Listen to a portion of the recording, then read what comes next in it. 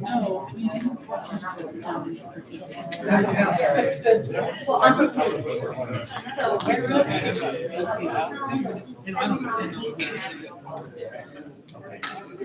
But I did have a question. I don't know.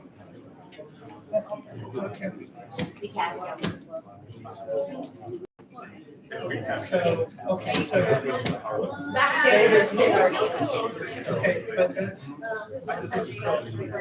oh, well, yeah, they're right there by Murfreesboro and Pinville and Woodbury. They're all right in this little. It's gonna make my gloves smell better. I grew up in Franklin. Did you really? I went to Franklin High School.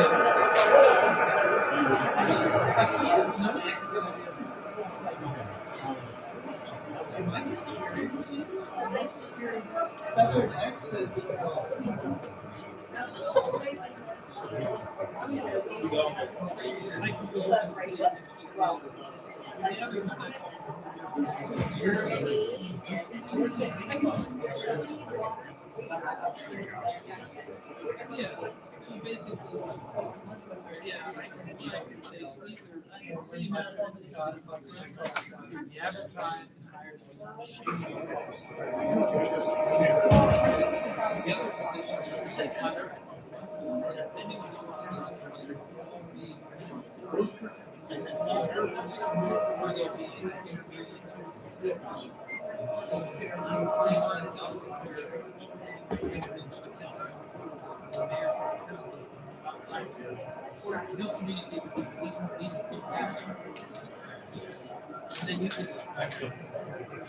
Just get attacked.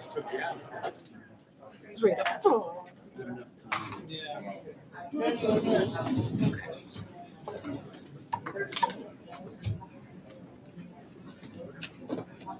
You got these over here too. I'm Yeah. sure over beginning of chairs. Can I get this to show up? Oh my gosh.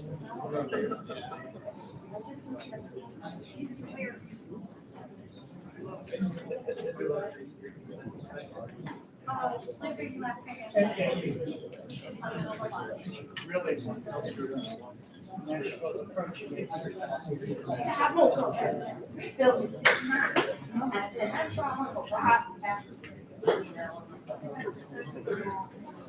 Well, even the county I grew up in, when we were there in 78, had 63,000 people. Now it's 250,000 or 300,000. They all definitely get it, but they're not. And the towns aren't all together. Either, you know, you have them spread out.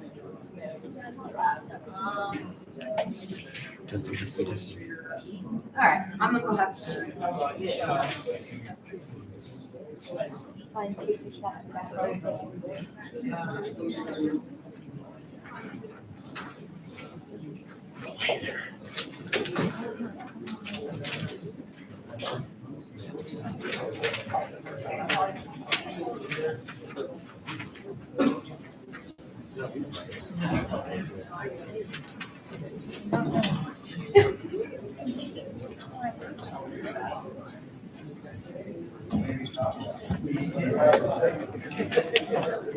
One other thing. You're still setting up. So YouTube is live. I'm just trying to figure out how to get my screen up there because it should work. It probably doesn't give me any trouble. I don't know why. So I'm gonna try one thing real quick.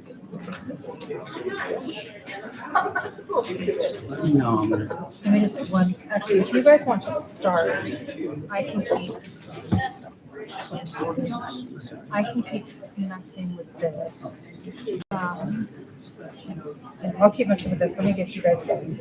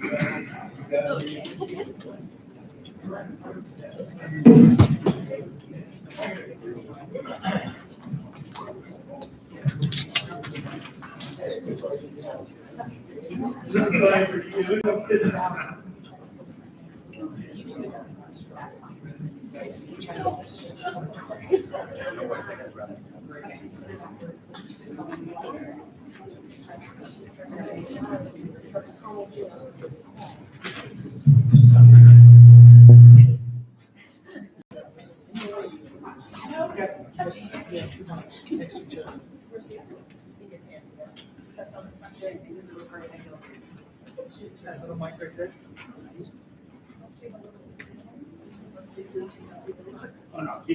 Well, I want to see if that's possible. Oh, man, yeah. I think it's a recorder. It's a recorder on the phone. It's not, this isn't even going, this doesn't have any kind of wireless or anything, so it should have.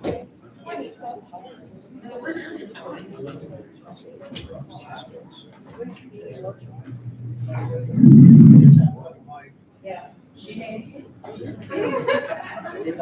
Right there. Maybe that's, I have not IT yet, play IT here, but I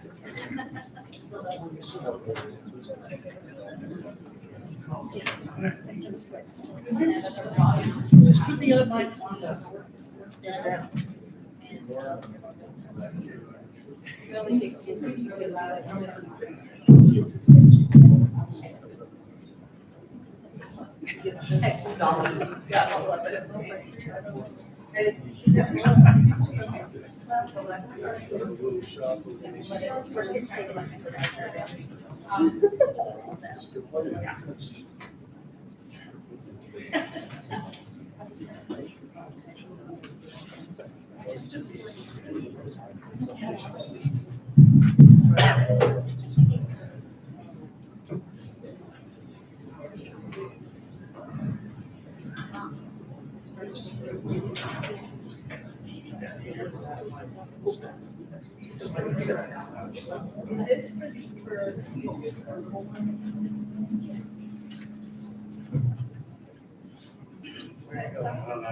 Yes, you can hear it start. You can take it away. It's too low, such a.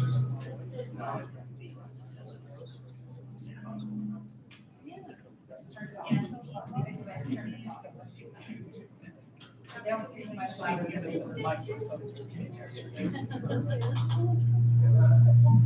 I checked my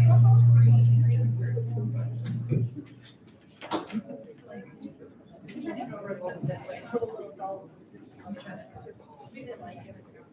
This is where we had it last time, so I'm not.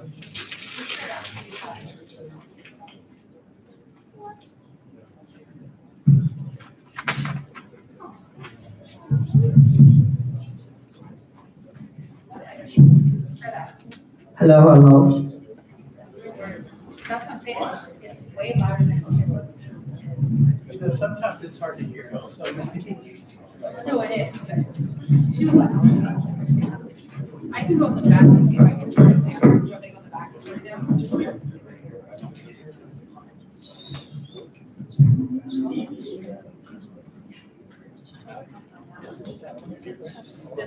This one's, that's the one's on.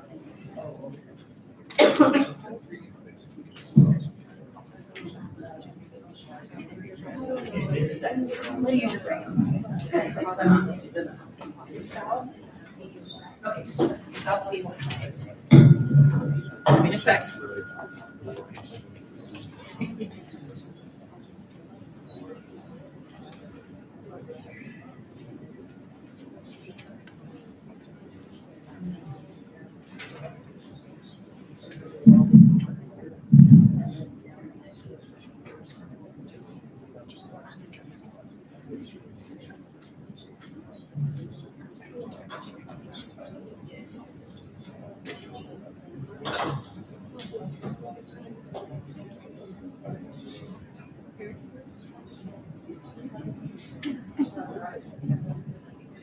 Try that, see if that's something different. Testing. That's good. So we're not gonna do that. Okay, someone's telling the other microphone, watch it should be, actually, it should be good. It should be good, because I just did the whole thing. 'Cause I All right. tried to one, so. Just hold it up. If I don't get to ring it in their ears, I will run back there and try to one more.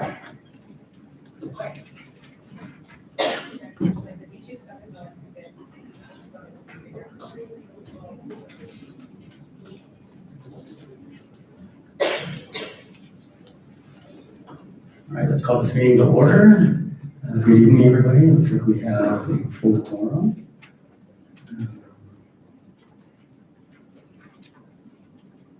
And thanks residents and stakeholders for being here. If you haven't filled out the community card, be sure to do that on the other table behind us.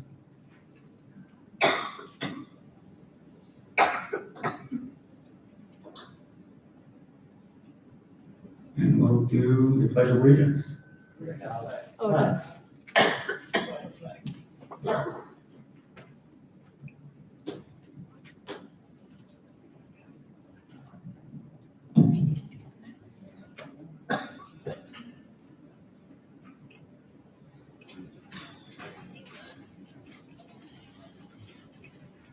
Sorry, I haven't done the honor guard in a long time.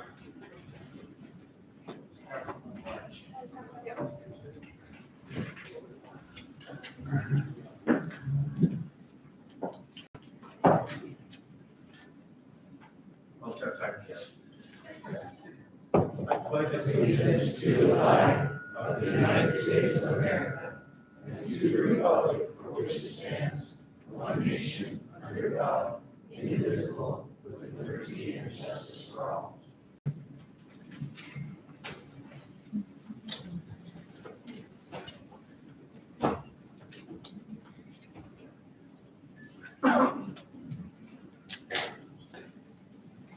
All right, we'll go ahead and start with public comments. Darren Nerden. Just a reminder, you have 3 minutes. Please state your name and your address. Darren Nerden, 5137 South Jedediah Drive. I'm just giving an update on some of the tree plantings that we have planned. We are putting 7 in at Mountain Men Park. We have a neighborhood group that's come together and wants to do that. Tentatively, that's May 2nd, which is a Saturday. We just need to get the approval through the county because as far as I know, they're the ones that maintain that park. And the other, well, a couple more opportunities. I have $1,000 in vouchers here for Rocky Mountain Power. And so that will probably buy 4 to 5 trees. And so if there's a public area that anyone can think that needs to be forested, please let me know and we can arrange that. And the other thing I want you to be aware of is that Tree Utah they have been pretty involved in our community, planting trees at Oker Park and Lodestone Park. I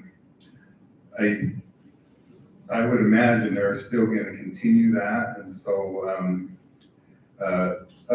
then they do big projects, 20 to 30 trees at a time. So if anyone has any ideas, maybe beyond Oker Park and Lodestone, but I was thinking maybe the Bruce Field and David Doyley Park area.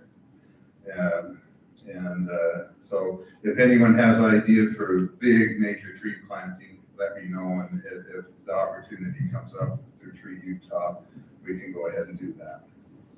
So thank you.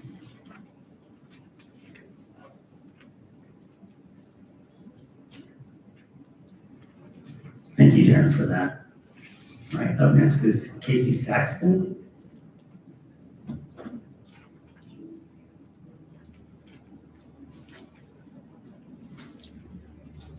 Thank you, Mayor and council members. I don't want to take much of your time tonight, but I reached out to each of you either by email or text today to express just some mild concern about the clean energy program that you consider today. And I just wanted to share some thoughts with you. It looks like the program will raise rates if you choose to enter into it on residential customers, raise electricity rates by $4 per month. And I know that's not a lot, but over the course of the year, that adds up to about $50. And then it looks like for businesses or non-residential customers, it'll equate to about an additional 5% in electricity fee. So I think the program is well-intentioned, and of course, we want to be good stewards of our environment. However, I hope you'll consider not entering into this program, or if you do, potentially making it voluntary, as opposed to automatically opting in every resident and every household, every ratepayer that Rocky Mountain Power has in the community, essentially making it voluntary so you opt in as opposed to having to opt out. So I just wanted to share those thoughts and hope you'll take that into consideration as you deliberate on that. Thanks. Thank you, Casey. And we'll be discussing on that more throughout this council meeting. All righty, this looks like the public comments I have. If there are any others, we can get you on there. This is kind of a new way of doing it, so if there's anything. All right. All right, so we're going to move on to approve the city council meetings. The first one on is March 10th, 2025 city council meetings. And the second one is of March 9th, 2026 city council meetings. Have you guys acknowledge these and read through them?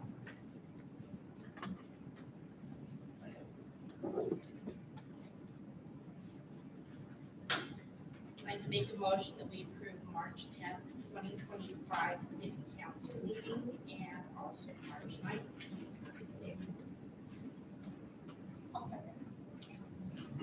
All in favor?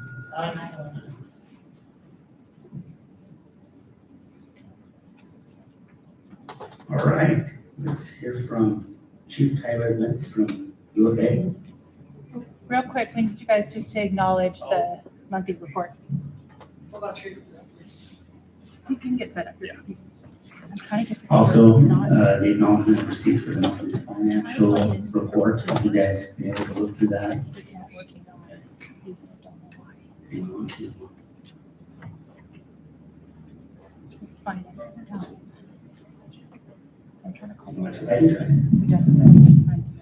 I'll make a motion that we approve our consent agenda for, Yeah, I think so. It is. financial, sorry. All those in favor? Did you have a second, Mayor? All right. Yeah, just give 1 second. So who? No, did someone second the motion? I just heard Crystal. Andrew. I'm gonna move this other. For some reason, it just does not. I don't know why. Just put this right there. It's fine.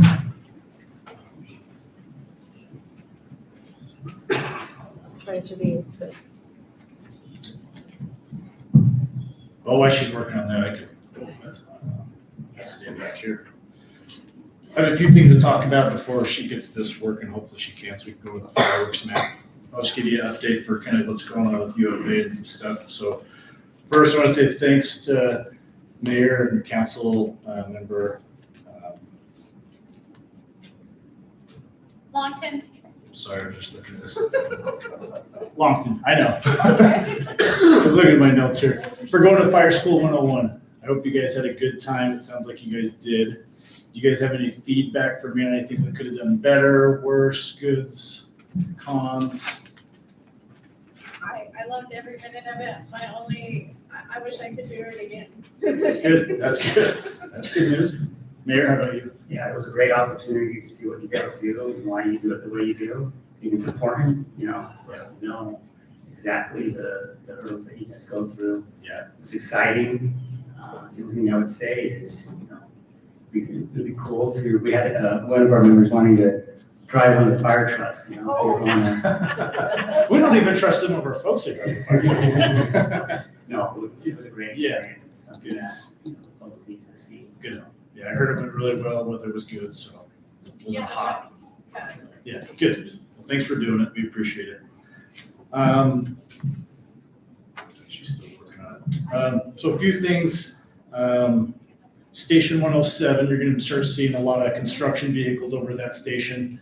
We have a lot of capital improvements going on there, especially since we are housing 6 people there. They're gonna get a brand new bathroom, both male and female, completely reconstructing it. We're gonna get a brand new roof. They also just installed, it's called an aeration system, which is inside of our bays. It displaces and filters all of the particulates and carbons from our diesel engines.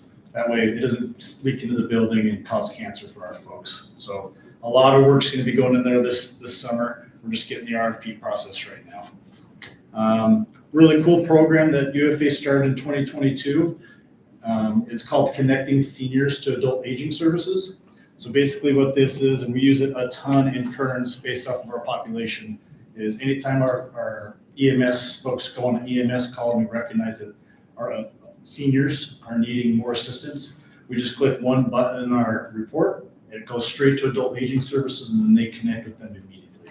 Like they get handrails for their house, they get ramps installed, food programs, stuff like that. So right now we're at over 200 since 2022, which is really good.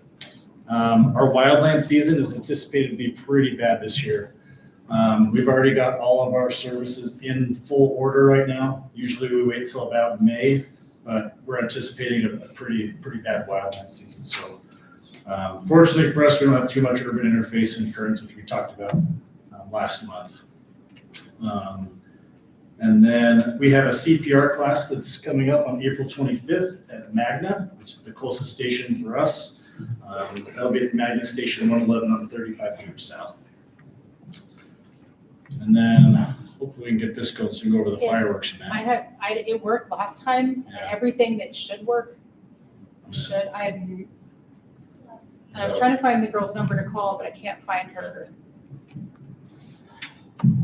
other number to call, so I don't, unfortunately, I'm not entirely sure what other options there are. I thought it was the resolution thing, but that's not it. Yeah, it should work. It says it's hooked up to HDMI, so unless the cord doesn't work, but it's recognizing it. It did on my computer too. It thinks it's there. Unfortunately, I got nothing.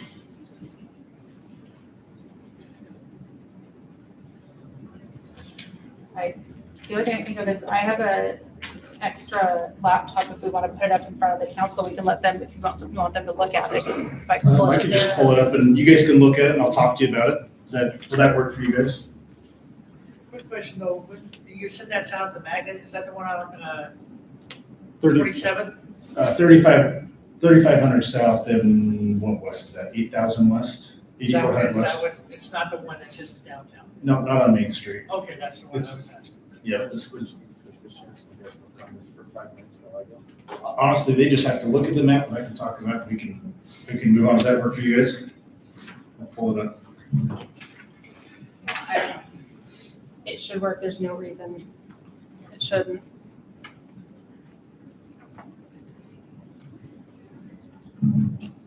Diane, Yeah. that happened last time over there, didn't we have to turn that off and reboot it? We can try. This has already been turned off once. I can try again and see, but for some reason it just does not want to. We can try it. I'm not gonna try anything. Because the computers are recognizing it. Computers know it's hooked up. And I accidentally pulled that door closed, and normally it's unlocked with lock, so I can't even get back in there. So I'm trying to call the girl's, her cell phone, her personal number. I can't find it where I had it before, so. I'm just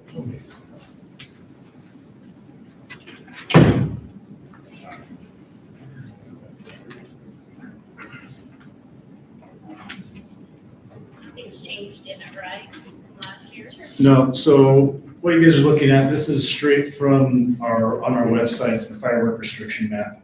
It's developed by ArcGIS Online. You can look up the entire county, even at Eagle Mountain.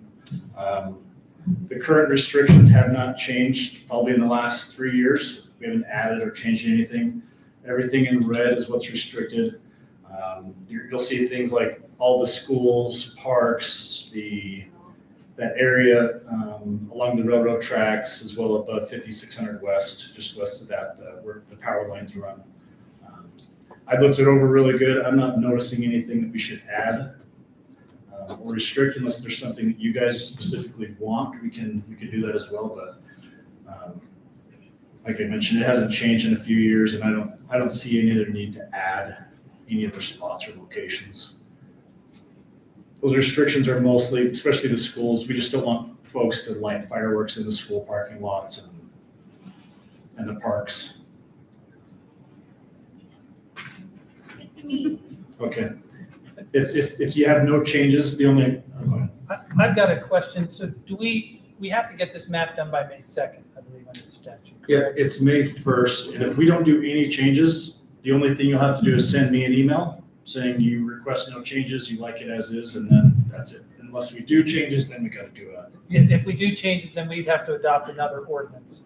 Yeah. So the way that this works legally is our fire officials, which they're doing now, need to tell us what the existing and historical hazards are in Kearns, which is what this map reflects. And then once they've told us that, we adopt an ordinance restricting it. I believe we already have an ordinance on the books that restricts this. If you want to change it beyond that, or if they come back and say something changes, then we need to adopt another ordinance. But since it's staying the same as what we have under, I think, our existing past ordinances, we don't need to do anything because this is what we've been doing for the last few years.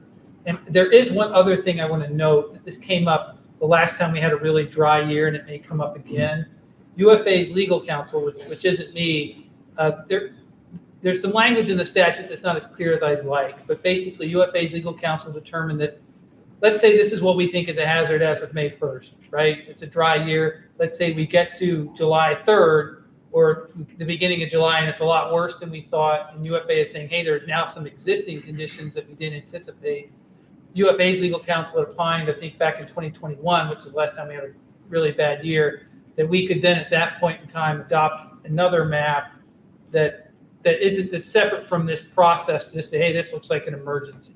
So I just want you to be aware of this process since we have a new council with 3 new council members. I know Patrick and Crystal, you've been through this before, but for the other 3, it's a very somewhat, I think, convoluted process the statute lays out. We just can't come and just enact a fireworks restriction whenever we want. We don't have the authority to do a citywide ban on fireworks unless the fire department comes out and says, look, the whole city's at risk, which almost happened in 2021. Yeah, it did.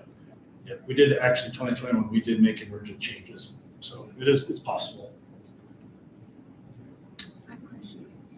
I haven't seen your map, but it covers all of the train track areas, right? Correct. Okay. Yeah, at this time I don't see anything that captures my eye. How about you guys? Okay.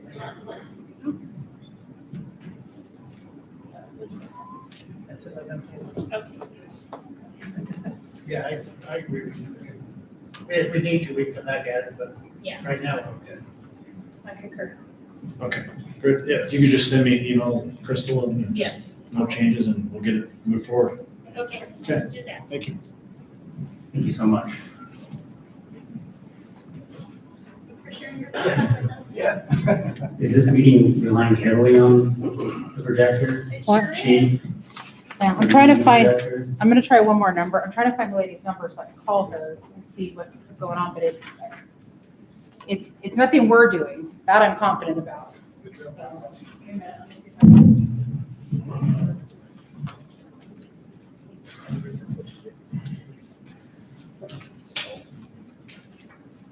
You didn't call me up, but I assume you're ready. Yes, all right. I'm gonna go grab the little mic for you too. Okay, so you want 2 mics? I'll stand by. While I'm standing by, though, I will point out that once again, I've been doing a really. Who said good job first? Great job. Anybody else think I'm doing a good job? All right, Chief, you have 3 minutes. Just kidding. It's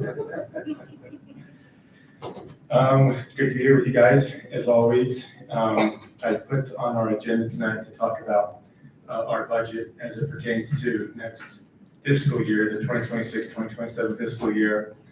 The email I sent you last night, I provided a copy to Diane, as you're getting a copy of that again right now.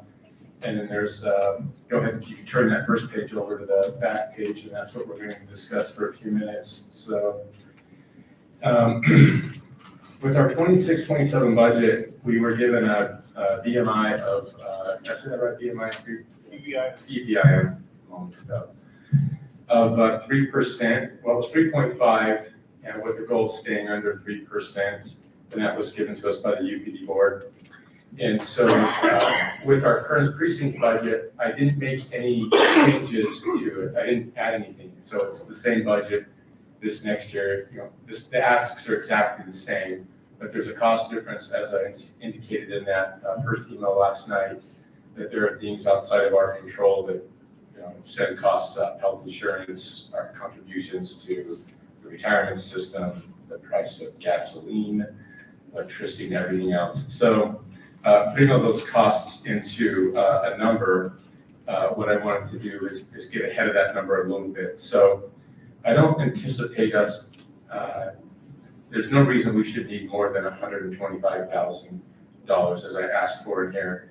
And did you guys have questions on how I explained that in the email last night? All right, well, for the benefit of our citizens here, so every year when our budget's set and we're funded, whatever I don't spend that year, it goes into basically a bucket, a savings account for our precinct here in Kearns. And most of that money comes from police officer positions that aren't filled, that are vacant for any number of reasons. And over the last couple of years with the sheriff's departure, and prior to that, we've had quite a few. And so that's kind of what builds that number up. In that bucket that we have what we know as restricted funds and unrestricted funds. And the restricted funds are there in the event of, you know, if we had 10 guys that all quit today or retired today, and we had to pay them out their vacation, sick leave, all that kind of stuff. The restricted funds is to make sure we always have money to do that, so we don't unintentionally have to lean on what our current budget has in it. So we have some restricted money that's there for us. The unrestricted, which is approximately $450,000 right now, is money that this board here has to approve when we need it. So my budget for the year, I can spend that as needed once the whole budget's been approved, but to get in the savings account, you have to approve that. So I'm also anticipating, because I carried about 5 vacancies for nearly half of this fiscal year that we're in. We're currently completely filled. Our precinct is all filled. They're not all here. Some are still in the academy, some are in-house training, but everything's filled, so we're not generating any extra funds right now under expenditures. But with that, I anticipate probably coming in around $250,000 under budget that will then dump into that savings account. So it's currently at $450. With the dump in, it's going to get to $700. And what I'm asking for is this council next meeting to approve the use of 125 of that to go into our budget for 26-27. So just to explain, why aren't we using money that Slovisa generates? The problem with that is that we've maxed it out. So the money that Slovisa generates to pay for law enforcement services that we're all in, we've hit the cap. And there really isn't another option other than the second one I put in here, which is the meta tax. And I think the meta tax, as I explained in this email,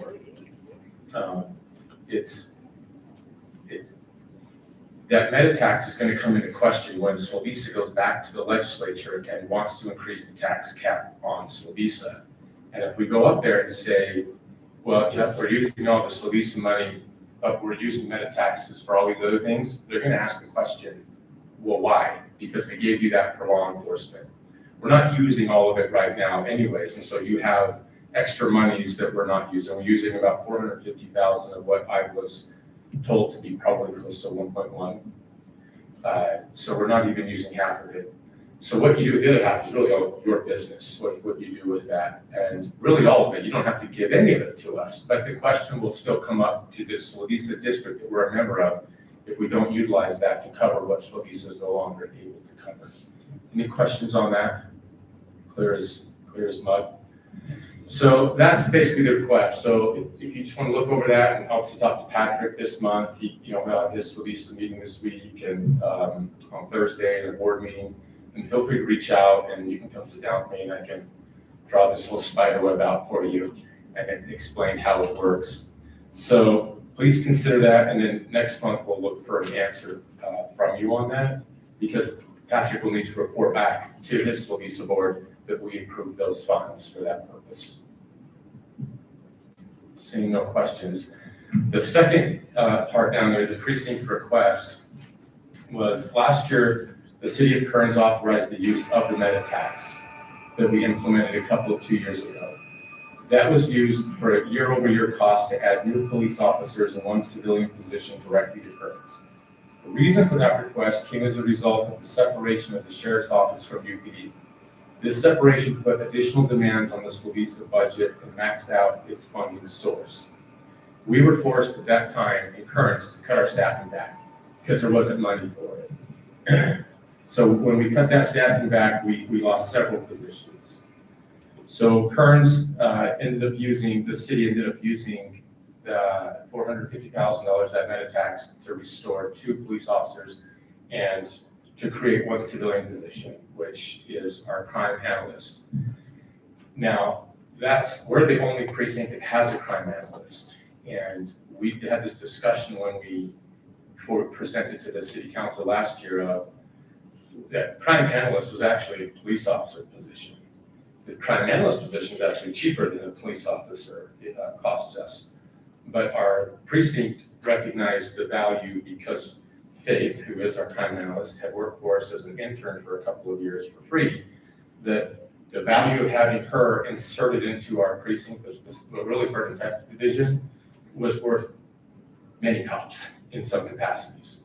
And so she completed her first full year with us last year, and I'm pleased to announce that she was selected as the Civilian of the Year for the entire Unified Police Department. So congratulations to her, she's sitting back there.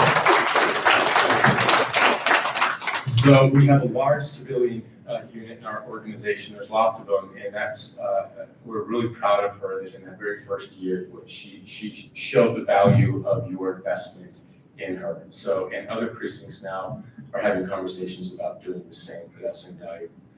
But after that conversation last year, and even in some subsequent conversations I had with people running for offices last year, the question often came up to me, what is something that we can do for you? Well, the request I made to the council last year, what I stated during this past year to many people who came and asked me is, there's one thing we're still missing. We're still short a traffic car. That's the one piece we have not restored. And so in here at the bottom, I put what that is and what that costs. And so not having a traffic car sets us back. It really does. We're the only precinct that doesn't have one. We're probably the only city in the valley that doesn't have a traffic car. And the reason I didn't use any of our resources towards that specific piece as we were moving forward was when I balanced public safety, response times, investigations, all of those needs. I'm not saying the traffic car is the least important, but when I'm putting it against actual life and property every single day, it doesn't really rise to that level, but it's still extremely important. And the reason it's important is when we've had our traffic cars, we've been able to dispatch them to crosswalks at different times of the days, different high traffic areas in the city at different times of the day, and a variety of things. And so that car, especially with our parking concerns, it's a big deal because what I have to do to address those is take officers out of their other actual duties and assign them times to go do that. So I'm making a cop that doesn't really do that specifically, go and do it. So my ask is going to be for your consideration, and I would ask that you would consider it and give us a vote one way or the other next month as well on whether or not you want to fund that. And if you did fund that, you could fund it right out of the meta tax And you would end up with a year-over-year cost that would be about $630,000 would be your commitment from what I think is probably around 1.1, if that continues to roll to be the same that you collect with the meta tax. So we'd be just a hair over half of what that meta tax is. Any questions on that?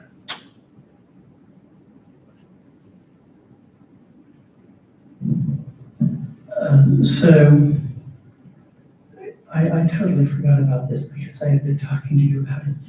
And now that you mentioned the vehicle, the car, we had talked about one motor bike. We have one motorbike in our precinct and it's assigned to a sergeant in patrol right now. Okay, so you have that. We have that. Okay, great. Thank you. Can you explain a little bit about like purchasing new police vehicles? Yeah, so what you see in, so the police officer line for a top police officer is about 179,300. That's approximate at this moment. We're still tapping those numbers down to what it will actually cost the next budget year. But what that cost involves is not just like salary benefits, but all equipment that go with that officer. So when you add a new police officer, you have a one-time charge to upfit the vehicle, which is about $30,000 right now. And so in reality, that doesn't actually cover the entirety of the vehicle, but it offsets the 179, because that 179 includes a vehicle fee in it that builds up each year to pay for that new vehicle when it comes along. So we charge it in the officer's salary and the benefit every year, but you need about $30,000 in the first year to offset the other portions of the build out of that car. And that's a one-time cost. So these vehicles aren't the cities, right? They're EPDs or? It'll be outfitted with all of Kearns stickers and stuff on it and come to Kearns, yes. I know you talk about the traffic cop. Are there any other places where our precinct lacks resource? Would you say it's simply the traffic area, or can you explain a little bit about maybe where a lot of? This is the last position, because last year the funding that was given to us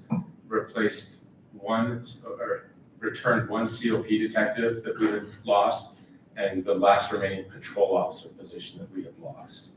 Because when the sheriff's office split, there wasn't enough money left anymore because we taxed out Sleaze to the max. And so we ended up cutting multiple patrol officers and detectives, and we had to reorganize the organization. But the council last year returned, like I said, a COP, a patrol, a civilian in lieu of another detective, which has worked out perfectly. But Sleaze as a whole actually had just barely enough money that they added one more officer to us as well last year to restore some of that. But this traffic card is the last piece. I don't have another area this time.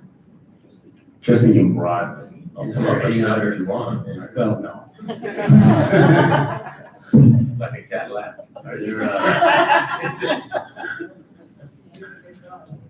But we're doing well. We've been well supported by the council all along. Are your officers bogged down with anything else? I know you mentioned traffic. They bogged down with that, but are there any other low risk cases that they're going out to that? I'm just trying to figure. Yeah, no, they're actually doing quite well. As a matter of fact, I'm preparing after a conversation with the mayor a few weeks ago. I'm going to prepare a kind of an outline of kind of where we've been and where we are now. That'll show a lot of stuff what we do.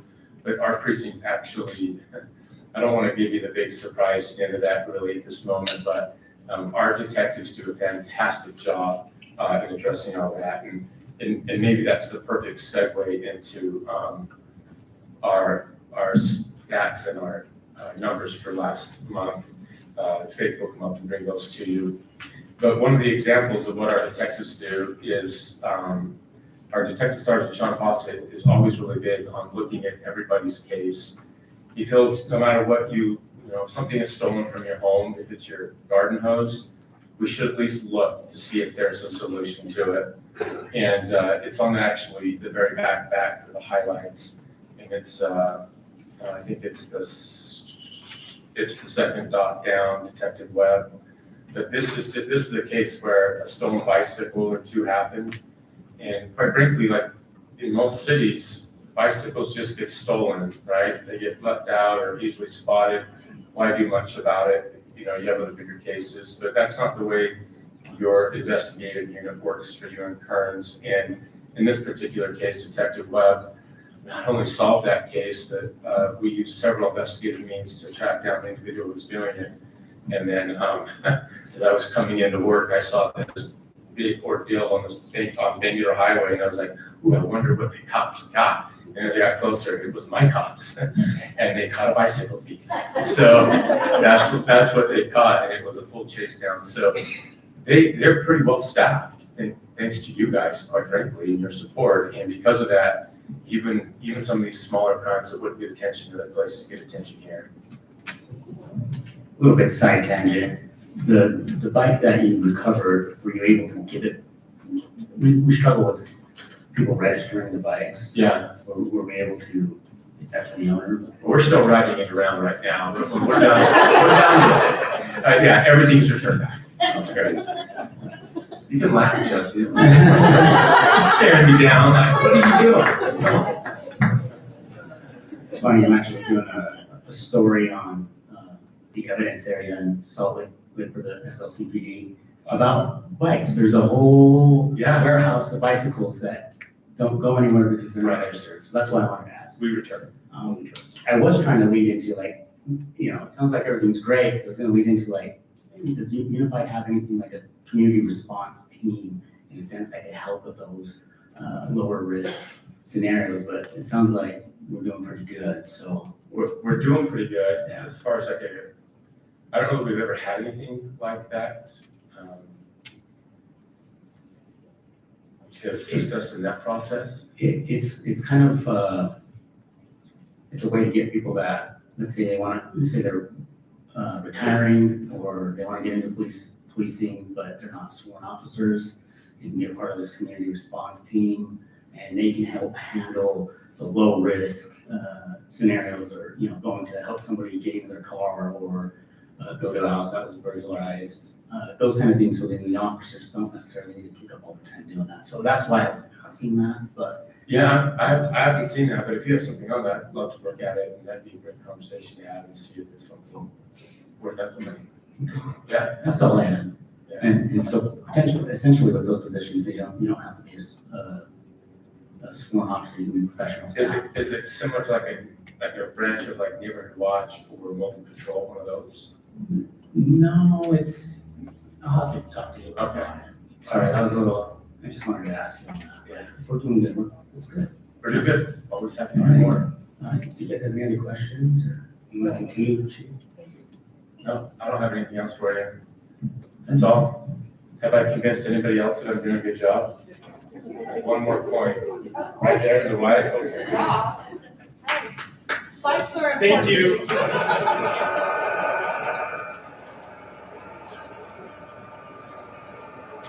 All right, Kearns Improvement District, right? Jesse and Council, thank you very much. I appreciate an opportunity of sharing some things with you. I have 4 items that I wanted to go over with you. First is the water. And if I may, I would like to read a statement that we had on our website on Wednesday in regards to where we are with our water. Dear residents, the winter of 2025-2026 has recorded the lowest amount of accumulated snow in recorded history. Combined with the unreasonable warm temperatures this spring, runoff into our storage reservoirs has been significantly reduced. As a result, drought conditions have intensified, and the life-giving water we provide for our community each day has become increasingly precious. Governing water agencies have officially declared drought level 2, advisory code orange, with severe water storage conditions. In response, we are asking all residents to take immediate conservation measures. Specifically, we request that you do not begin outdoor watering until May 15, 2026. After that date, please water no more than 2 times per week and only during hours between 8 p.m. and 8 a.m. We encourage you to be mindful of your water usage and to actively look for opportunities to conserve. A variety of helpful conservation tools and resources are available at our website at kidwaterforut.gov. And we invite you to review those tools and incorporate them into your daily water use. One of the simplest and most effective tools available is our free AMI smart metering system. This system is easy to enroll in and allows you to monitor your water usage in real time. It can also alert you to unusually high water usage or potential leaks, helping you take quick action and prevent waste. Together, we can successfully manage the challenges we face this summer. It is my promise to our customers, to our employees, and to our community that you'll know that I care. So this is the message that will be going out this Wednesday to our community in regards to our current water situation. It's not very good right now. Any questions on that? Okay, the 4865 South Waterline Replacement Project is going very well. That project is upsizing an existing 6-inch water line up to a 12-inch water line, which will enhance the water fighting capabilities to the Kearns Junior High. Currently, it's not meeting the required standards there. The crews have put in, as of today, about 1,000 feet of that water line.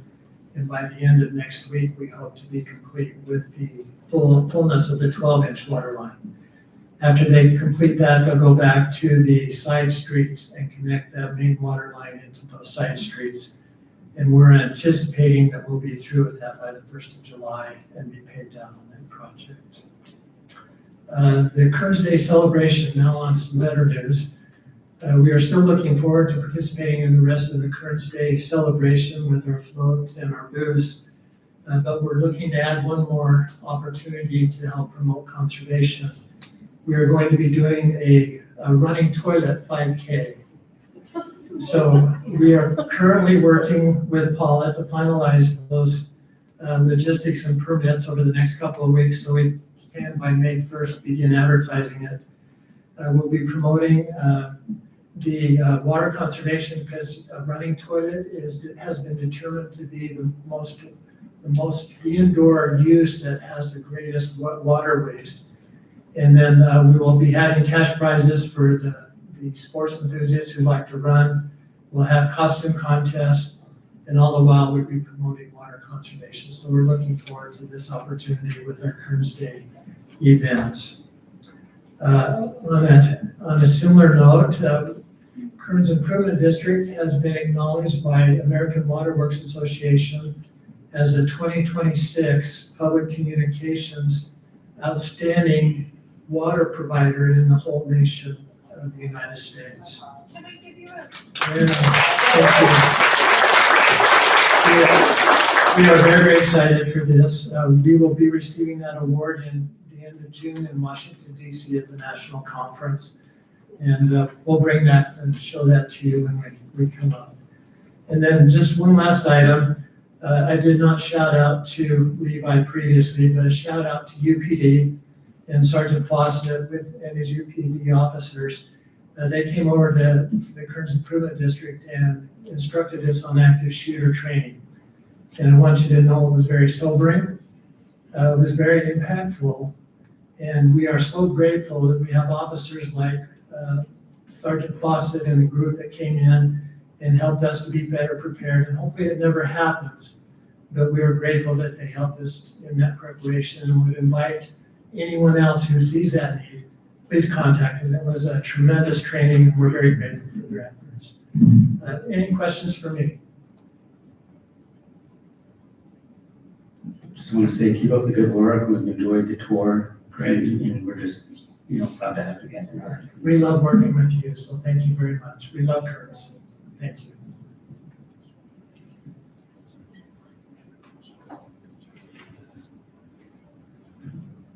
Wasatch Front Waste and Recycling District. No, it's working. Is it working? Yeah.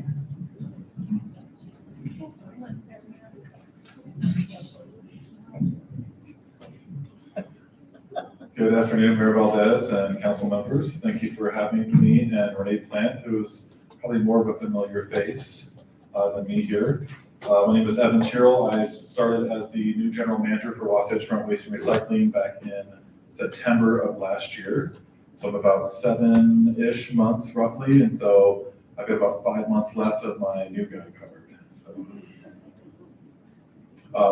All joking aside, we do have a lot of really exciting things that we're hoping to speak with and engage with some of the residents here this evening. Really excited to kind of highlight some of the initiatives we're taking and the new programs and enhancements to the programs that we're working on as well. So Renee and I will kind of speak towards various initiatives. We did put together a rather dense PowerPoint, so hopefully you have a couple hours to spend with us this evening.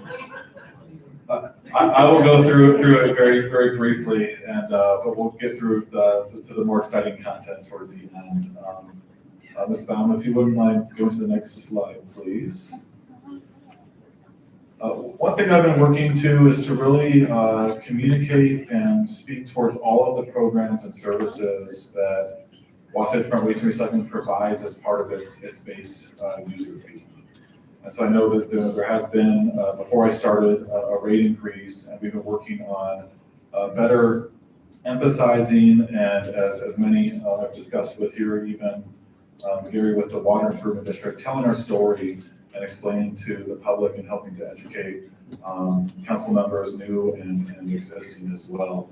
So that base user rate includes a variety of services, and one of the things that we pride ourselves on is basically alleviating any need from our partner cities to use any of their resources in providing the service and working through billing and account management and service changes.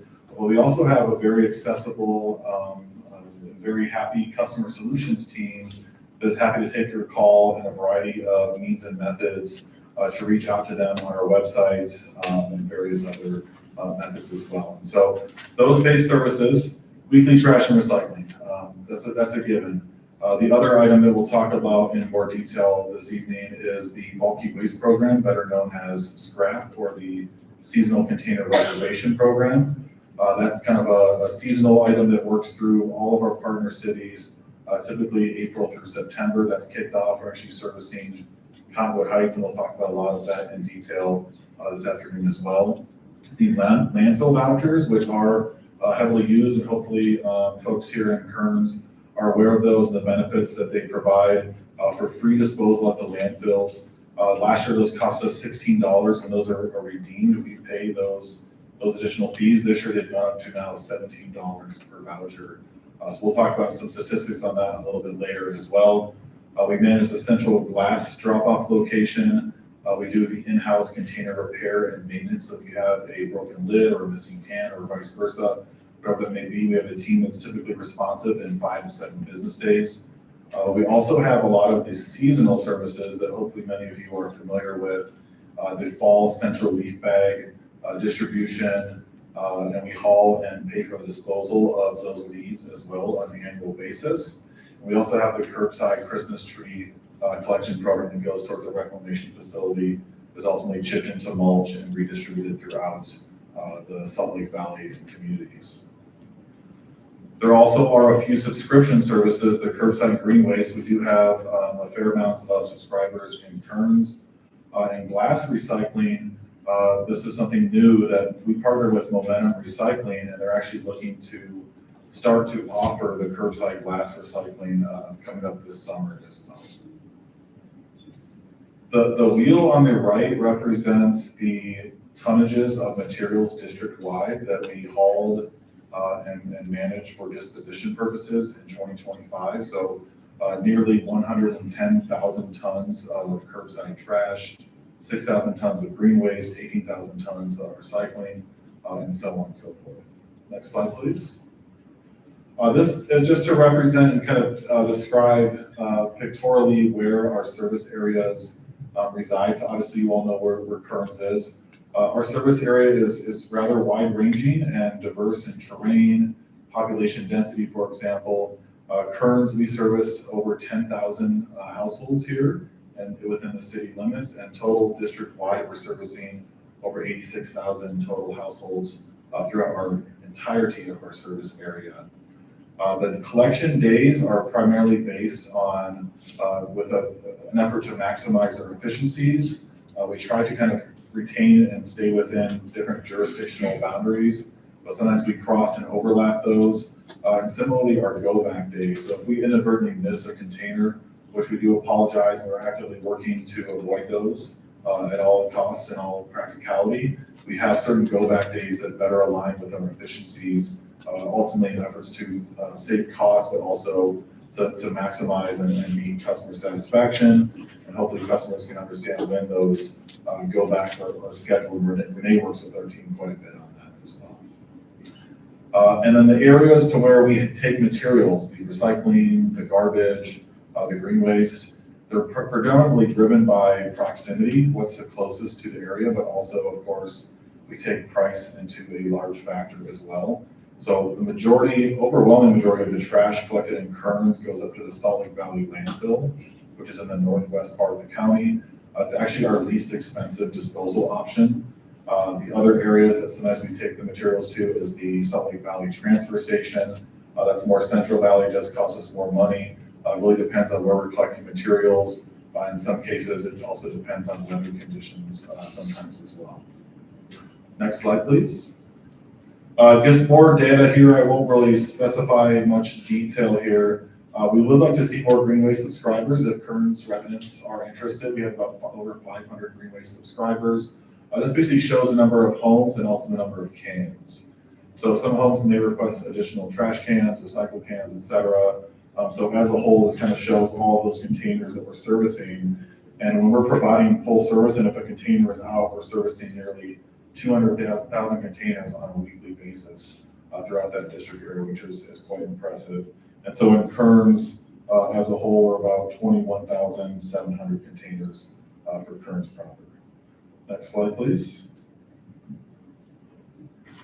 This one is just basically showing those tons of materials and where those materials end up. So we're trying to be as open and transparent and let you all know where those materials end up. We're working on additional education outreach campaigns to help to better educate all of our residents about what happens after the collection at the curb, where those recyclables go, how are they recovered, and where they end up being after the collection point as well. So some of these acronyms here, SLV-LF is the Salt Lake Valley landfill, TS is transfer station, Transjordan is the landfill in the southwest portion of the county, and then the blue is the recycling facility. So RMR is Rocky Mountain Recycling, and WM is Waste Management. So as I mentioned, the majority of Kearns trash ends up at the Salt Lake Valley landfill, and then most of the recycling ends up at the Waste Management Materials Recovery Facility. Another thing that we're working on here is looking at data visualizations. We're trying to kind of tie similar colors into other types of materials.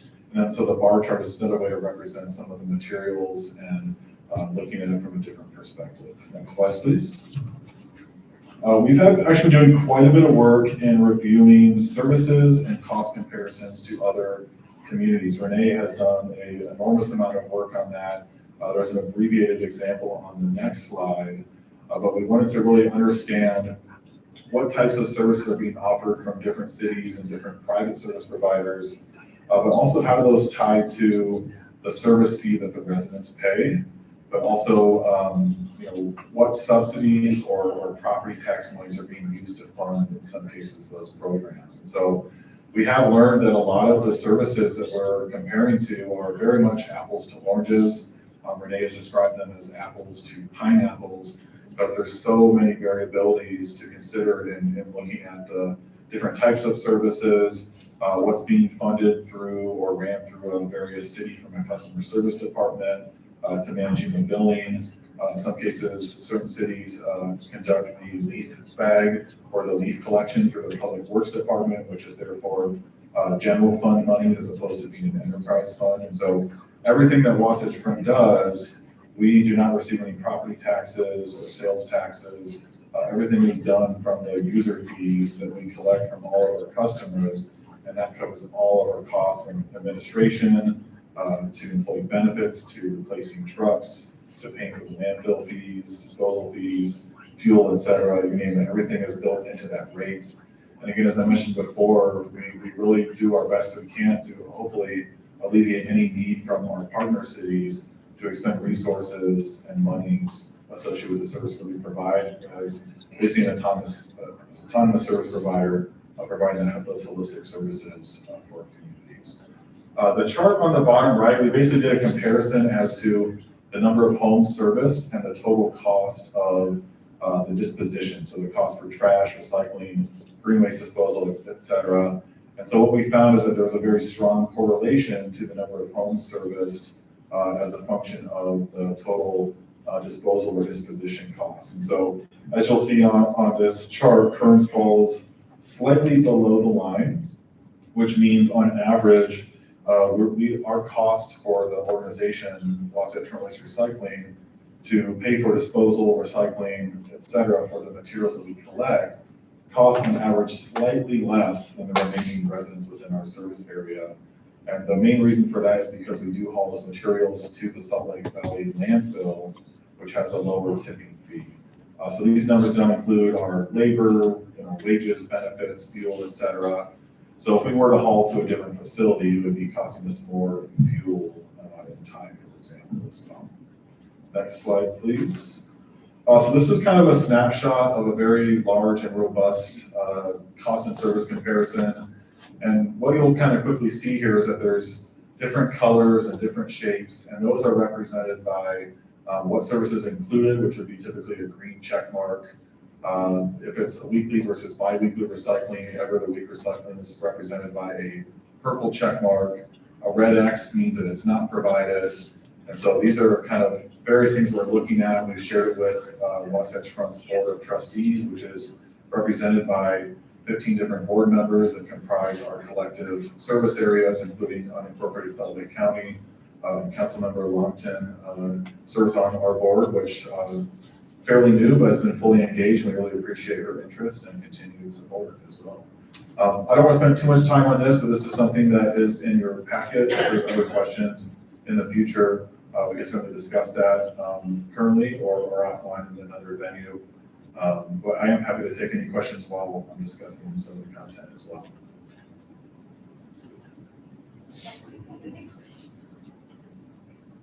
Thank you so much for providing much of this information. I think the community really appreciates this. I do want to bring it up and acknowledge it because I'm sure it's going to be said. And so explain a little bit if, residents, including myself, at one point would say, we were frustrated. I think you guys realize the frustration that our community has had. And being able for you guys to provide this information and educate us, how you go about it and your guys' visions going forward.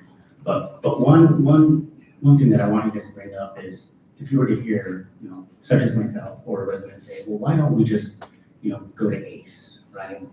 Go to West Valley, get a free bulk, get the bulk day, the larger cans on the streets. We've had this conversation, and that's why I really want to bring it up because I feel like it can really help put closure to some residents and really speak on your vision, going forward. I think that's important. Yeah, great summary and I guess well-rounded questions. Some of these items we are talking about a little bit further on in the presentation. But I guess to answer more of your question directly, why not go to different service providers while you're asking? I apologize. No problem. No, we still have quite a bit of Let's content. And 2 hours. Yes. I thought he was being sarcastic.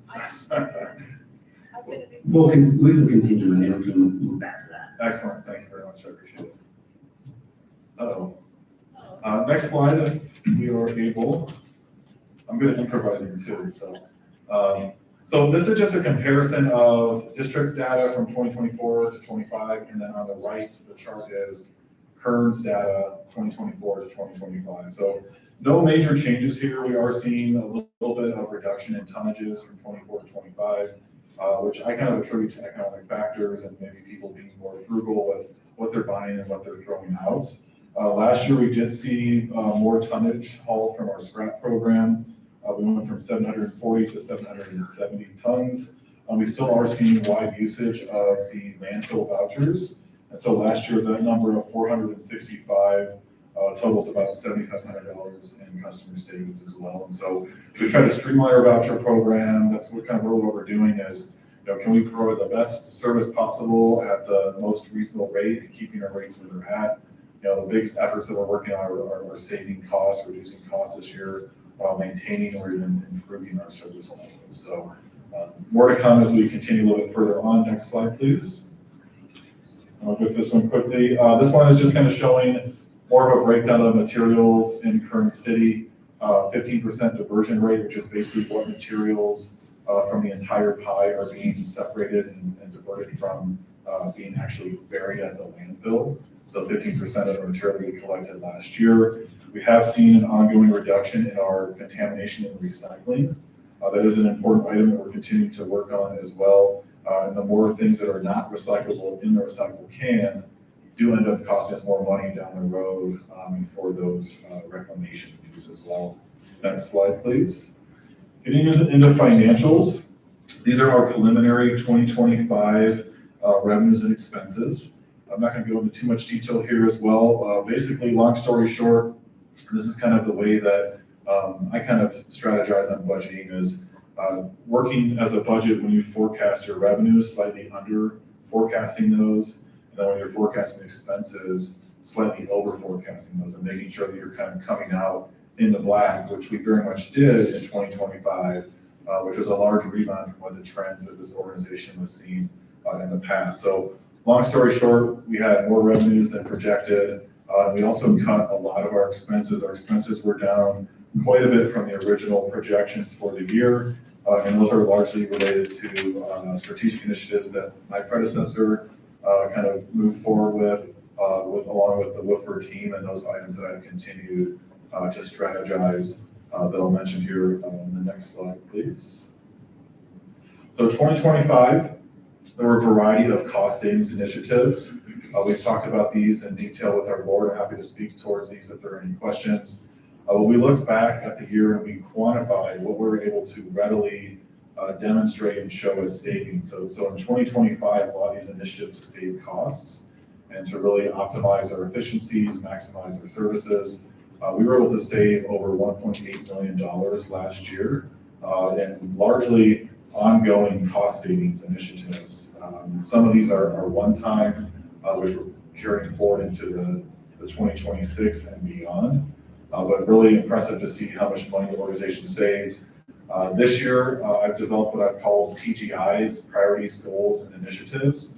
And so we've developed a more, robust way of tracking these ongoing initiatives and the related cost savings. And so of last year, we've been able to quantify the carryover from last year's savings for this year is about 1.2 million. And then for this year, the new cost savings we've already identified is about 500,000. So we're already back to about 1.7 this year. As of March of 2026, there's several other items we're working on that we're continuing to pursue that will ultimately continue to save costs, keep our rates where they're at, and avoid any rate increases for hopefully several years down the road. Next slide, please. So I'm going to hand this off to Renee briefly, and then we'll kind of jump back to some other items. So now talking about more of the exciting initiatives. Everyone's favorite topic is the seasonal container reservation program. So me starting in September, I quickly realized that this program, it's kind of been dragging on. There hasn't been a lot of changes to it. We really need to kind of figure out ways to make it more effective, more efficient, but also really our intent this year, when we started planning on late last year, was how can we increase our service capacity to better meet service demand? And that's our biggest goal this year. So this year we haven't made any major changes to the program. We are introducing some new programmatic initiatives and some possibly one-time initiatives. But we are looking next year at a possible redesign and revamp of the program that would mirror, maybe not the same frequency, but more or less how West Valley City is doing the program. And I'll talk a little bit about that in a few slides down the line here.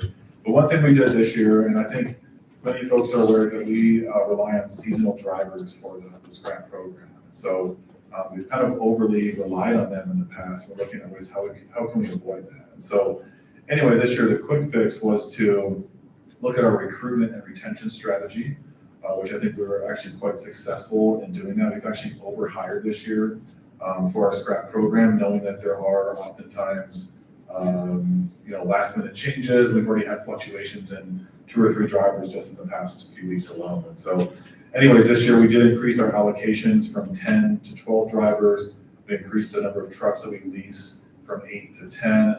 We've actually reallocated our staffing from the previously fee-based trailer program to support the scrap program.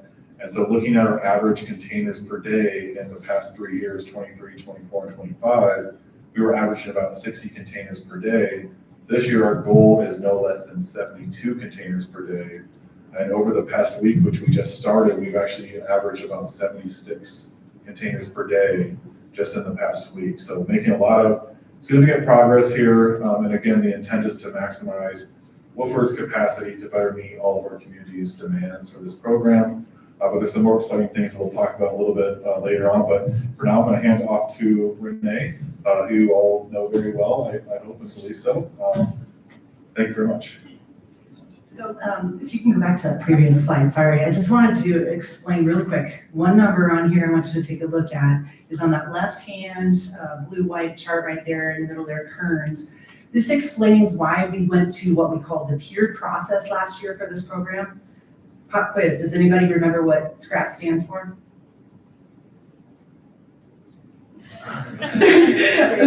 She's up there pointing, it's right there, all right, it's right there at the top. I just want to make sure you guys were still with us here. All right, so Seasonal Container Reservation Program, thank you. So Kearns right there, so this shows on this chart, the very first column, it shows their, what is it, 38%? That shows how many people in 2023 had a container in 2022. Basically, what did I say, 38%? 38% had a container the next year. And then if you look at the next column over there, 41% in 2024 had a container the prior year in 2023. So we started looking at that and we're like, how do we make it more equitable to where, it's basically to where you can get a container every other year with our current model, I guess you could say. So that's when we introduced the tiered process. As you guys get your postcards, it either says early bird or general access. That's the whole reason behind going to that tiered process. Now, Diana, if you can go to the next slide. So early bird customers, basically are customers that didn't get a container last year. So we're giving them first dibs, first access to the reservation calendar. So you can go ahead and schedule, you'll have that first access. And then general access are folks that got a container last year, but if there's spots left open after early bird folks have gone in and they now have 3 days, they can go in and reserve it. Then they can go ahead and reserve the containers there.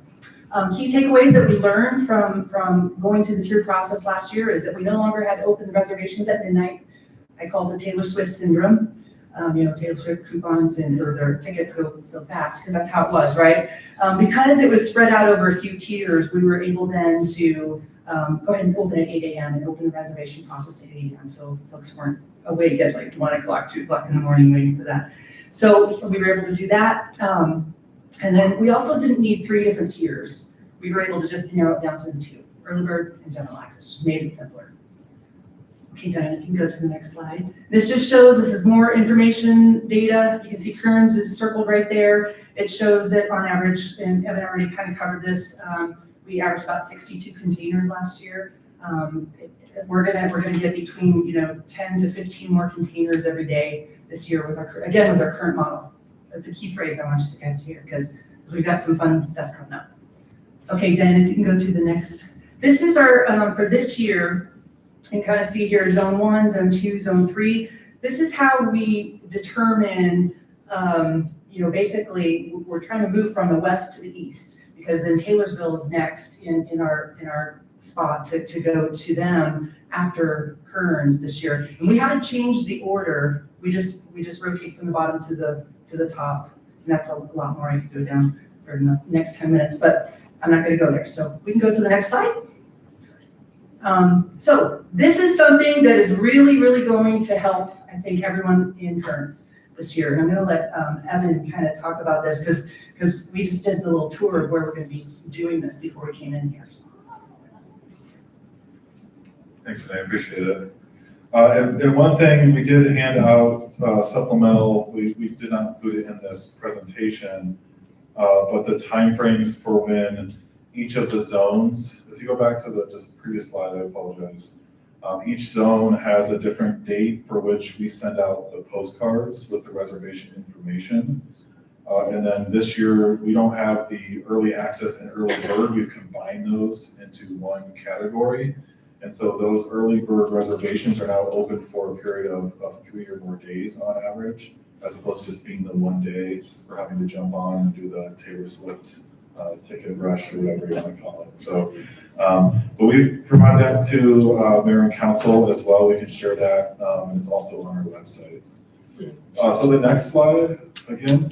So what we're looking at here is we wanted to supplement, in addition to the 72 plus containers per day, we were looking at how can we really maximize our capacity and better meet service demand for all of our communities. And so this year we're looking at, in addition to the regular containers, a Woodford staffed and coordinated central bulk drop-off events.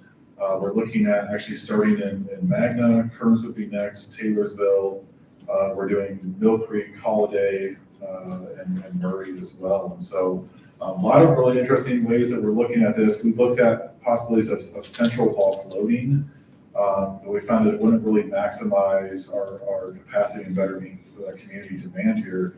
We will be providing some advertising for this, but basically what we're planning to do is in the middle of Kearns scrap season is from Tuesday through Thursday, June 23rd through 25th, from 8 a.m. to 2 p.m. We're going to have a Woodford staffed event. We've been coordinating with Salt Lake County Parks and Rec, right outside here actually, in the parking lot immediately to the west of the covered parking area. And so what we're planning to do at this time is to allow for, again, an online reservation system, which will open up similarly to the early bird and will remain open until this event. But we're looking to have allocations of up to 30 additional cars per hour. So at 6 hours per day at 30 cars, we're looking at, an additional, I think, 540 services that we can provide as part of this event. So more to come on that. It will be readily accessible and easy to reserve online on our website. We will make sure that this area is cleaned up on a daily basis. We will not be leaving anything behind. And again, we've already kind of received the verbal go-ahead from Salt Lake County Parks and Rec, but we wanted to make sure this council supports this initiative for this year, and also answer any questions you may have. Next slide, please, which shows more of the logistics plan for how we would want to carry this out. So we've identified, how would customers enter and how would they leave, and also where is that offloading and drop-off area. So the idea is that we would, identify areas for residents to offload their materials. We have to, limit certain amounts and types of materials for residents only, obviously. And then we would load those into trailers, but largely into our rear load trucks that pack those materials, maximize their densities and haul weight so we can haul the materials out. So we have trucks on rotation. We have a greeter, we have cones and other signage, but also this would be tied to that online reservation system here as well. So hopefully, if council and mayor give thumbs up on this approach, we did look at other areas. But again, this is intended to supplement the containers this year. Next, we're looking at an entirely new program potentially as we continue to analyze that. Yes, sir. Are you guys gonna bring back the old shredding truck So- again? For the secure document shredding? Since we've done that. I'm just saying that would be kind of a good coordination with this. I know it's too soon, but in the future, because back when I was on the board, we haven't done that for a few years. Yeah. A recycling program for like computers, shredding, stuff like that. Which would be helpful. Hazardous waste. Yeah, it has to be. Yeah. Right, so, and I think we're gonna realize that all of these services cost money, right? And so those other types of kind of additional services are usually supported by other types of funding mechanisms. And we're happy to look at those. Hazardous waste, previously was down in Moab, Utah, and they had like a bank shredding event, and we got quotes and that was like $3,000 for the day. So those things kind of add up quite quickly. But we'd be happy to look at that. There's oftentimes, what do they call it, the charm events, hard to recycle materials, they do prescription drug drop-off. So partner with Kearns and our other cities, we would be happy to pursue that. This year, we're just trying to maximize what we can accept and help to with the bulky waste removal services. Great question. Thank you. I mean, I like this idea, I really do. This is, and it's kind of centralized in the city, so easy access for everybody. And we may not get reservations for every person that comes by, but I've asked staff that we don't want to turn anyone away. You know, but if it's a business or a contractor, of course, we need to kind of, you know, that's a different kind of mechanism there. But we're kind of really just trying to boost our capacity and you know, do everything we can until we look at revamping this program in possibly 2027 and beyond. Next slide, please. So we've also identified some service gaps, and this is something, again, that's intended to supplement the scrap program. So oftentimes people have materials that, you know, end up hanging around their house for several months or years on occasion. And so say, for example, you have a single mattress that you're trying to get rid of, or an old air conditioner or a washer or dryer that the appliance company didn't take with them when you received that, or even old tires. And so we've looked at various items. And so this is something that's brand new that's starting May 1st. We are quite excited about this. And it's another offering that we can provide. Of course, we do have to charge fees to recover our costs for these types of services. But again, this is in addition to the scrap program, the bulky waste program, but we will be planning to offer this on a year-round basis. So what we've identified in-district customers that live in the valley. So if you're an active customer, you're getting preference rates for the base pickup rate. So we have the base pickup rate plus the per unit rate. If some of our service areas are in the canyon communities, Emigration, Brighton, Big Cottonwood, we have a little bit of a higher base collection rate for them. But we also recognize that there is a waste tire problem in Salt Lake County. We wanted to kind of expand those services, provide a unique service that no one else is offering, help to fill some of the service gaps, to help keep our entire county clean. So we're offering, in some cases, out of district service as well, but since we don't receive ongoing revenues, it comes at a higher cost for that pickup. So we will be looking at other types of materials that we could possibly provide service for in the future. Big screen TVs come to mind, couches, for example. But on the right, we already have opened this up as well. So if you forgot to set your can out, we do incur a large cost to go back and return to a collection point. And that cost is at least 4, if not 5 times more than $25 per trip for the organization. So we are offering extra pickup service, subject to availability and upon request. But also if you have your trash can set out late, we will come back.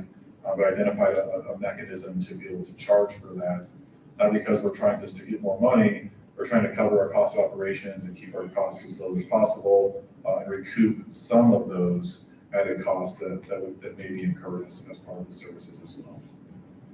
So May 1st, there will be an online reservation and request system for this. This is a brand new program. We are excited to kind of roll out more to come on this, and we're working on some other advertising and getting the word out mechanisms as well. Next slide, please. Yes, sir. So the pricing, is that going to be based just right on your account directly? Yes, that's the way we would set that up as well. If you go back one slide, I just want to mention also, I forgot to mention this. So yes, if you are an active customer, you would fill an online request. It would go through to our team. We would identify the pickup day. At the pickup day, we would notify you at least a day in advance and ask you to place those materials at your curb, not before you're notified. So we don't want things that are just kind of piling up on the curbs. We would let residents know.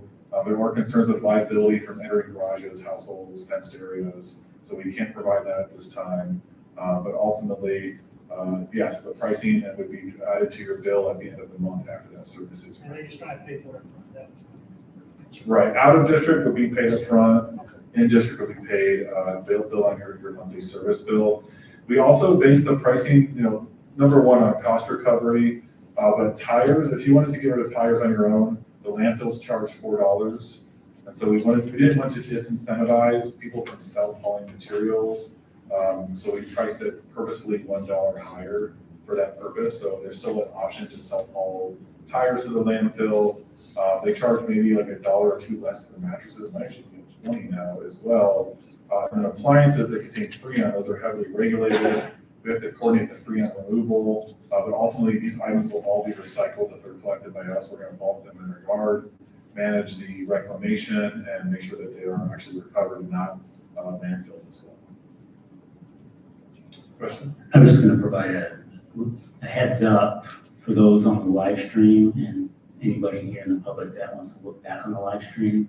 The camera is about to die, and I forgot the charger for it, so we'll do a transition with the computer screen and make it work, but just so you guys are all aware, that's what's been happening with that live stream, so. So I'll keep an eye on it. It'll shut off. When it does shut off, I'll do a quick start another live and put it back on. So there'll be 2 on there.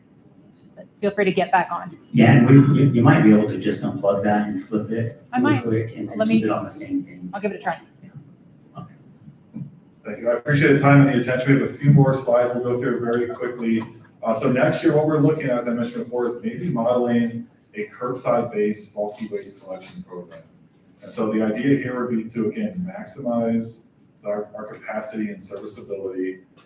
It will look similar to something like on the picture on the bottom right, using like a front-end loader with a grapple, grabbing that material, loading into a truck, and then hauling those materials off. And so there's some additional statistics here on this slide as well. But ultimately, my goals here, if we were to transition to this next year, would be to hopefully provide service no less than 2 times per year throughout all of our service areas.